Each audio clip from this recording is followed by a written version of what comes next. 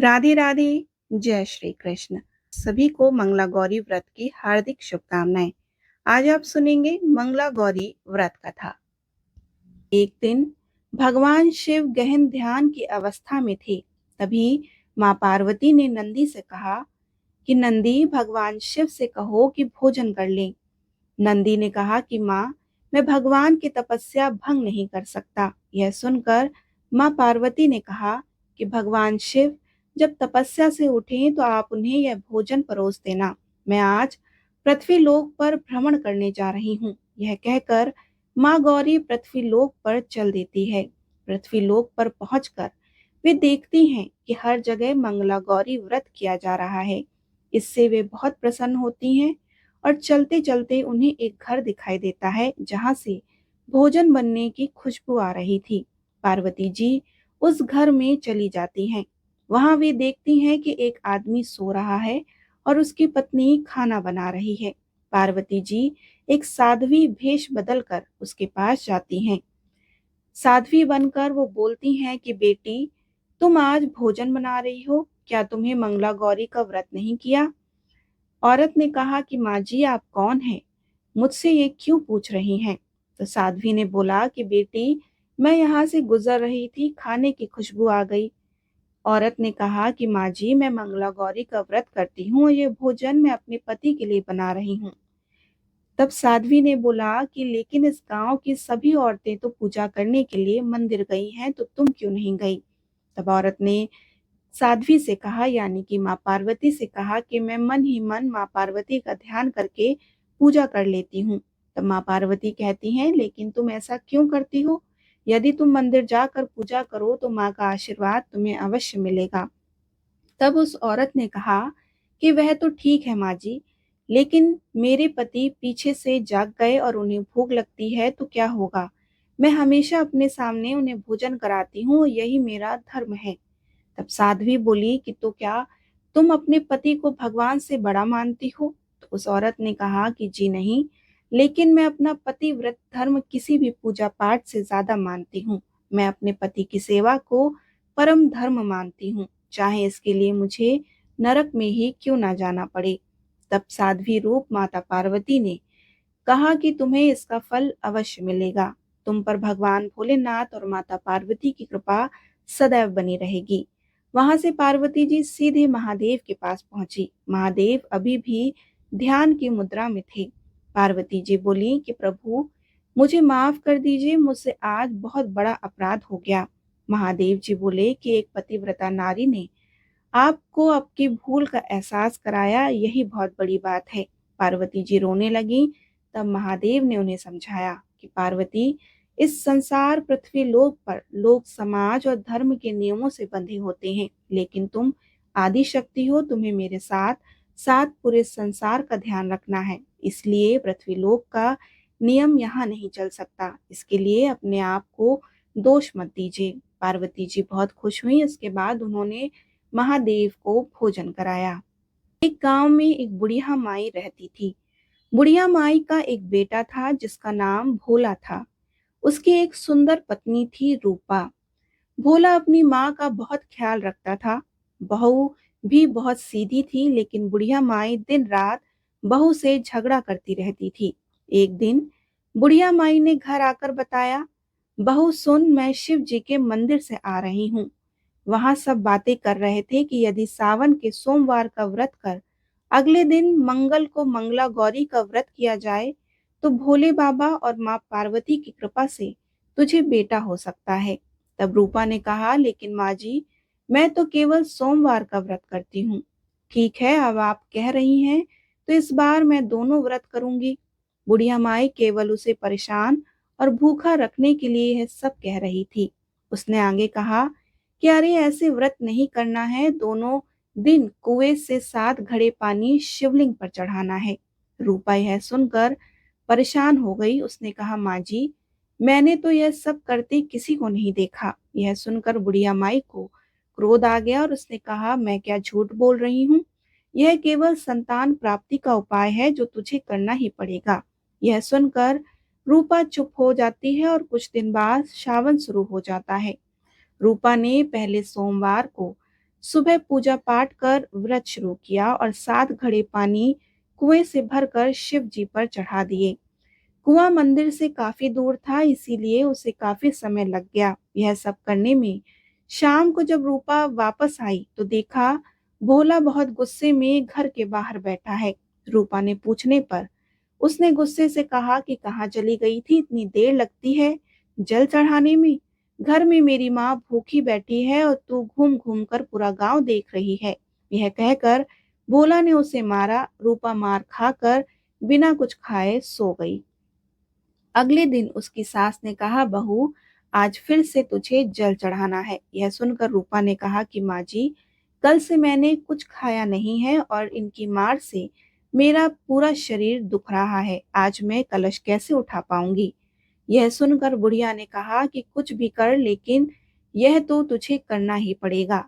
रूपा पूजा करने चल दी। मंदिर में पूजा करने के बाद वह कुएं के पास आई। बड़ी मुश्किल से उसने पहला कलश भरा और चल दी, लेकिन कुछ दूर चलने पर वह गिर पड़ी और उसका मटका टूट गया। रूपा एक पेड़ के नीचे बैठकर रोने लगी। तभी वहां एक साध्वी आई। उसने कहा, बेटी क्यों रो रही हो। रूपा ने रोते हुए सारी बात बता दी। उसकी बात सुनकर साध्वी ने कहा कि बेटी तू एक काम कर, एक लोटा जल का ले और उसमें से 7 बार थोड़ा थोड़ा शिवलिंग पर चढ़ा दे। घर जाकर अपनी सास से कहना कि मैंने जल चढ़ा दिया। रूपा ने कहा, लेकिन यह तो झूठा होगा और मेरा मटका भी टूट गया। तब साध्वी ने कहा, यह लो लोटा, इसमें जल भर कर चढ़ा दे। इसे घर ले जाना, लेकिन छिपा कर रख देना। रूपा ने ऐसा ही किया। दोपहर को वह घर पहुंच गई। बुढ़िया माई ने पूछने पर उसने वही बात बता दी जो साध्वी ने बताया था। शाम को माँ मंगला की पूजा कर उपवास पूरा किया। इसी तरह 2 मंगला गौरी व्रत पूरे हो गए। लेकिन जब तीसरे व्रत की बारी आई तो बुढ़िया माई चुपचाप रूपा के पीछे चली गई। उसने सब देख लिया। बुढ़िया माई ने घर आकर अपने बेटे को सब बात बता दी। भोला ने फिर रूपा को मारने के लिए जैसे ही हाथ उठाया, माँ पार्वती प्रकट हो गई। उन्होंने कहा, रुक जा भोला। यह सुनकर भोला रुक गया। बुढ़िया माई माँ पार्वती के पैरों में गिर गई। भोला भी माफी मांगने लगा। माँ पार्वती ने कहा कि माफी मांगनी है तो इससे मांग जो तेरे और तेरी माँ के जुल्म सहन कर भी पत्नी धर्म निभा रही है। भोला ने रूपा से माफी मांगी। बुढ़िया माई ने कहा, बेटी मुझे माफ कर दो, तुझे परेशान करने के चक्कर में मैंने यह सब कहा था। रूपा ने कहा कि इस संसार में मेरा मन भर गया, आप मुझे अपने साथ ले चलिए।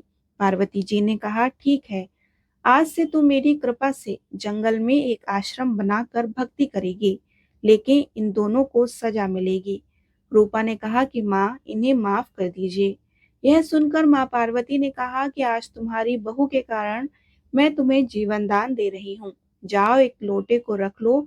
तुम्हारे परिवार में कभी अन्न धन की कमी नहीं होगी, लेकिन मैं अपनी बेटी को साथ ले जा रही हूँ। माँ की कृपा से रूपा ने एक आश्रम बनाया जिसमें बहुत सी स्त्रियां जो घर में दुखी थी आकर भगवान की भक्ति करने लगी और हर सावन माह के हर सोमवार को भगवान शिव की पूजा और मंगलवार को माँ मंगला गौरी की पूजा करने लगी।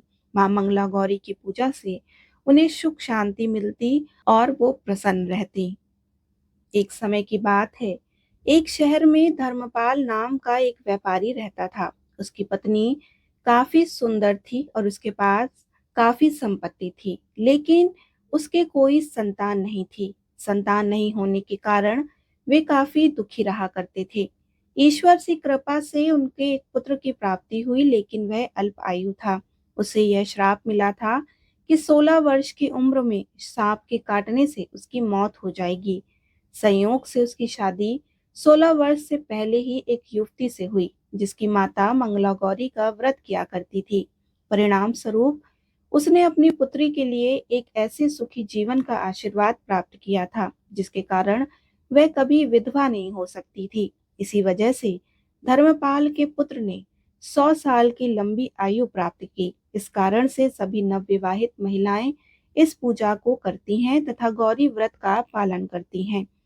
अपने लिए लंबी, सुखी तथा स्थायी वैवाहिक जीवन की कामना करती हैं। जो महिला उपवास का पालन नहीं कर सकती, वे कम से कम इस पूजा को तो करती ही हैं। इस कथा को सुनने के बाद विवाहित महिला अपने सास तथा ननद को 16 लड्डू देती है। उसके बाद यही प्रसाद ब्राह्मण को भी देती है। इस विधि को पूरा करने के बाद व्रती 16 बत्ती वाले दिए से देवी की आरती करती हैं। व्रत के दूसरे दिन बुधवार को देवी मंगला गौरी की प्रतिमा को नदी या पोखर में विसर्जित कर देती हैं। अंत में मां गौरी के सामने हाथ जोड़कर अपने समस्त अपराधों के लिए, माता से हुई भूल चूक के लिए क्षमा मांगती हैं। इस व्रत और पूजा को परिवार की खुशी के लिए लगातार 5 वर्षों तक किया जाता है। शास्त्रों के अनुसार यह मंगला गौरी व्रत नियम अनुसार करने से प्रत्येक मनुष्य के वैवाहिक सुख में बढ़ोतरी होकर पुत्र पौत्र आदि भी अपना जीवन सुखपूर्वक गुजारते हैं। अब बात करते हैं कि मंगला गौरी की पूजा विधि क्या है। देखिए, यह व्रत आपको सावन के प्रथम मंगलवार से शुरू करना है। सावन के हर मंगलवार को ये व्रत करना है और पूजा करने से पहले स्नान करके कोरे वस्त्र पहनते हैं। अगर आपके पास आप हर मंगलवार को कोरे वस्त्र नहीं धारण कर सकते हैं तो धुले हुए साफ सुथरे प्रेस किए हुए कपड़े आप पहने। पूर्व दिशा की ओर मुख करके बैठें, बड़ी सी चौकी लगाएं और उस चौकी पर आधी में सफेद कपड़ा बिछाकर चावल की 9 छोटी-छोटी ढेरियां बना लें। अब उसी चौकी पर आधी में लाल कपड़ा बिछाकर गेहूं की 16 ढेरियां बना लें। अब चौकी पर थोड़े से चावल अलग से रखकर पान के पत्ते पर साथिया बनाकर उस पर गणेश जी की प्रतिमा रखें। ठीक उसी तरह गेहूं की अलग से ढेरी बनाकर उस पर कलश रखें। उस पर 5 पान के पत्ते रखकर नारियल रखें और चौकी पर चौमुखी दीपक और उसमें 16 तार की बत्ती लगाकर प्रज्वलित कर लें। सर्वप्रथम पूजनीय भगवान श्री गणेश जी की प्रतिमा का विधि विधान से स्नान आदि कराकर वस्त्र स्वरूप जनेऊ, रोली, चावल, सिंदूर चढ़ाकर उनका पूजन करें और उन्हें भोग लगाएं। ठीक उसी तरह से रोली चावल से कलश और दीपक का पूजन करें और उसके बाद चावल की जो 9 ढेरी बनाई है वह नवग्रह स्वरूप तथा गेहूं की जो 16 ढेरी बनाई है वो माता का स्वरूप मानकर उनकी विधि विधान से पूजा करें। अब एक थाली में पवित्र तथा साफ मिट्टी ले लें। मां गौरी की प्रतिमा बनाकर पूरी श्रद्धा से प्रतिमा को चौकी पर रखें। अब सबसे पहले प्रतिमा को जल, दूध, पंचामृत से स्नान कराएं और जल अभिषेक करें एवं वस्त्र को धारण कराएं। मां गौरी को चावल और रोली से पूजा करके 16 श्रृंगार की जो भी वस्तुएं आप लाए हैं वो आप चढ़ाएं। फिर 16 तरह की सभी चीजें जैसे फूल, माला, फल, पत्ते, आटे के लड्डू, पान सुपारी, लौंग, इलायची तथा जो पंचमेवा है वो प्रसाद के रूप में आप माता को चढ़ाएं। अब कथा पढ़ें, मंत्र का जाप करें, आरती करें। हर मंगलवार को पूजन के बाद अगले दिन मां गौरी की प्रतिमा को किसी तालाब या नदी में पूरी श्रद्धा से आप विसर्जित करें। मन्नत अनुसार यह व्रत पूर्ण करने के बाद आप उद्यापन करें। मंगला गौरी पूजा में जो मंत्र मैंने आपको बोला है कि आपको मंत्र का जाप भी करना है, तो आप उस मंत्रों का जाप 11 बार, 21 बार, 51 बार, 108 बार या अपनी श्रद्धा के अनुसार जितना जप आप करना चाहें उतना आप कर सकते हैं। मंत्र कौन सा है? आपको जो मंत्र आता हो आप वो कर सकते हैं। ओम दुम दुर्गाय नमः या सर्वमंगल मांगल्ये शिवे सर्वार्थ साधिके शरण्ये त्र्यंबके गौरी नारायणी नमोस्तुते, इस मंत्र का भी आप जाप कर सकते हैं। अपनी श्रद्धा के अनुसार आप जितना जाप करना चाहें उतना आप कर सकते हैं और कथा पढ़ें और पूरी श्रद्धा से माँ की आरती करें और इस व्रत को संपूर्ण करें।